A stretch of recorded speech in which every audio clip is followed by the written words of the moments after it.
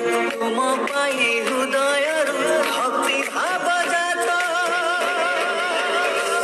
ତୁମେ ଅସୀମ ଅନନ୍ତ ହେ ଜଗନ୍ନାଥ, ତୁମରି ଇଚ୍ଛାରେ ମୁଁ ପରିଚାଳିତ, ତୁମେ ଅସୀମ ଅନନ୍ତ ହେ ଜଗନ୍ନାଥ, ତୁମରି ଇଚ୍ଛାରେ ମୁଁ ପରିଚାଳିତ।